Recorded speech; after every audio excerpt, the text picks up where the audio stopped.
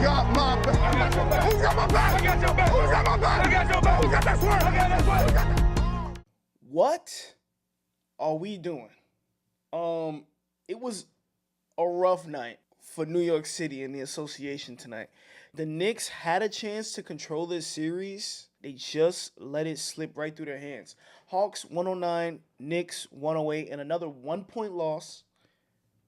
Absolute heartbreak. At no point throughout this game, I lost faith. I know what it looked like, but at no point in this game did I think that we would lose. Somehow, this game is even more frustrating because we just kept fighting back all night just to fall short and fall to another CJ McCollum shot. I'm getting tired, bro.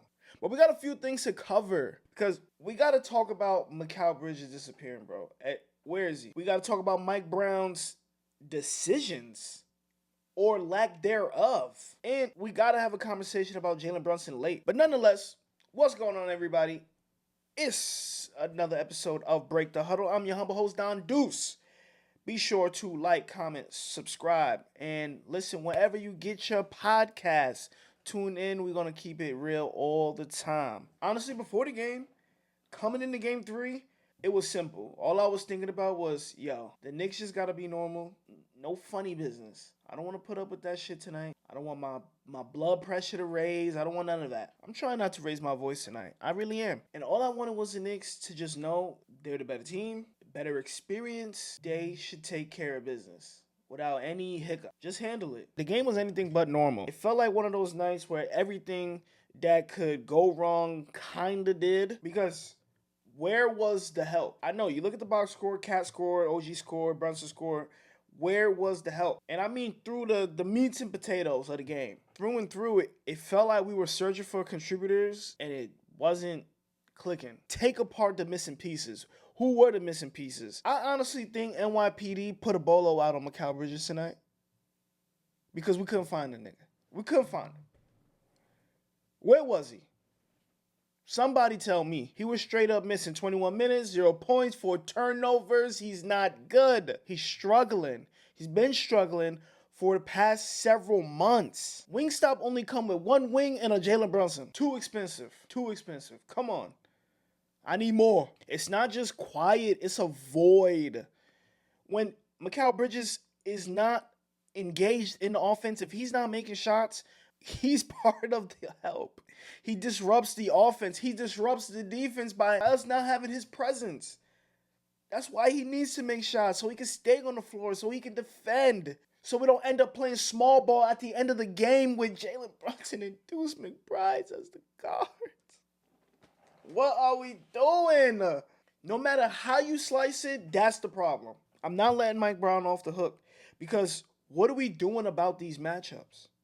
We got to be for real. What are we doing about these matchups? Specifically, Kuminga and Cat.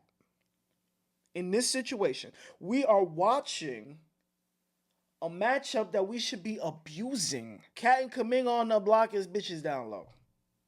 It's bitches down low, and I could get them all. Where is Mike Brown's thinking? And then I have to call out the rest of the veterans. The rest of them. When you recognize that matchup, get him into action. When you recognize that matchup, you need to get him the ball. He needs to insert himself on offense playing against Kuminga.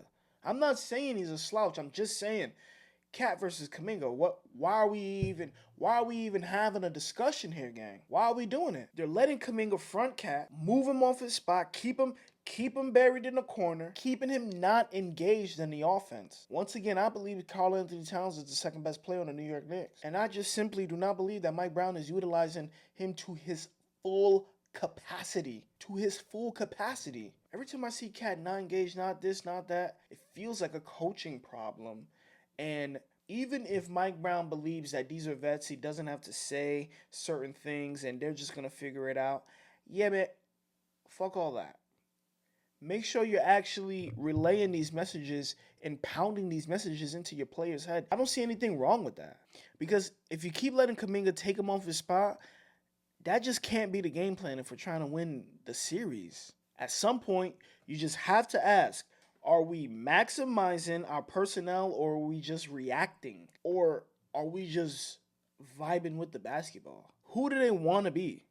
Because late in games, it's starting to feel like there's an uncertainty with the Knicks. And then there's Jalen Brunson. I got to say this carefully because at the end of the day, without a doubt, Jalen Brunson is the engine of this team. I'm not taking that away from him. He's earned it. He's the captain. I don't feel like down the stretch the Knicks needed Jalen Brunson hero ball. I kind of think they needed Jalen Brunson the point guard. Like Jalen Brunson, maybe the facilitator. Doesn't always have to be Jalen Brunson at the end. It just doesn't. Because not only did the possessions down the stretch feel off, some tough shot selections, buddy. It felt like he had to be the hero of instead of just trusting his teammates. Late in the game, he ended up shooting a floater over a Kongu instead of a kick out of McBride, and you just wonder like, that wasn't the shot, bro. It just wasn't the shot. But we've seen that before. We've seen him hit those shots millions of times. And that's why it's a tricky situation, because there's a fine line for a superstar in which, do you make the best basketball play, or do you just fuck it, throw caution to the wind, and take that motherfucker? I think there's plenty of times in which Jalen Brunson should be the man, take on the challenge himself. But in a situation like this, where a little shaky down the stretch, OG's shot was going, maybe we trust OG with a shot. Maybe we get the ball in another person. It just felt, it didn't feel right. Honestly. I honestly would have taken my chances just tonight. I would have taken my chances with somebody else touching the ball. Through it all, I'll give credit to Miles McBride, though. He showed up. He showed up when Josh Hart's offense didn't. He showed up when Mikal Bridges' offense didn't. Kudos to him. He hit the huge three to tie it at 105. I think he was the spark plug that the Knicks needed down the stretch to even get back in the game. It goes back to the Mikal Bridges thing. It honestly does. If Mikal Bridges is playing better, then maybe we have a more longer defense. What makes all of this so frustrating is the role guys did show flashes. Jordan Clarkson, he did it. He tried. He did his thing. I appreciated his aggressiveness, but the consistency just wasn't there across the board, except for Miles. The funny thing is, I never panicked at this. Even when Atlanta built this early cushion, 33-21, OG and Brunson, they were handling theirs. And throughout this game, it just felt like the Knicks was just going to slowly, methodically walk them down. Every time the Hawks stretched in, New York answered. And then in that third quarter, you kind of started seeing the lead shrink, but go back up. Shrink, go back up. That alone let me know that the Knicks are always going to fight. I'm putting that late game situation on to Brunson. Probably putting it on to Mike Brown. Once again, that inbound play kind of dog shit. Brunson couldn't get free. He was on chains. We got to figure out what to do with CJ McCollum. We really do. Mid-ranges, step backs, pull-ups. Man. Everybody can get it. Straight like that. How do we stop the fourth quarter shot making? How do we limit it? How do we get rid of late game isolations? Lord have mercy. He absolutely hits that dagger late. 12.5 seconds left. Even at that moment. Still, I thought we were gonna win. Last second, Brunson's gonna do the right thing. And all this motherfucker did was dribble. I thought he could have used the floater over Okongwu in that situation. Go just go high. Dribbling into the paint, then it led to a turnover, yada, timeout, over. That's just bad vibes, JB. At first, I didn't see it. Maybe I couldn't see it. My belief before entering this series was Atlanta Hawks have no closer. They have no closer. But what I failed to realize was that CJ McCollum is a playoff riser. There's some guys that go up a couple notches every time they get in the playoffs. And it turns out that is CJ McCollum. If CJ McCollum and Jonathan Kuminga keep doing what they're doing on offense and helping out on the other end, this team is a real problem late in games. Now that it's 2-1, all we've done is just give this team confidence and more confidence and more confidence. And now, here we are, playing an opponent with nothing to lose. For the Knicks, it comes down to a couple things. Stop settling into predictable offense late in games. Get more creative. And we need to maximize our matchups. And limit points off turnovers. I honestly believe if we could hit on those right there, we're back and we're better. what we can't win with, star heavy lifting every possession, role players disappearing, and our starting wing putting up donuts. My dogs, that ain't gonna get you to a chip. The math just don't work on that. Josh Hart, 2 points in a playoff game. The math don't work, Brody. But all in all, this game just didn't feel like a blowout loss. It felt like a game we could have had. It felt like a game I knew we should have had, which just makes it honestly worse. It is what it is.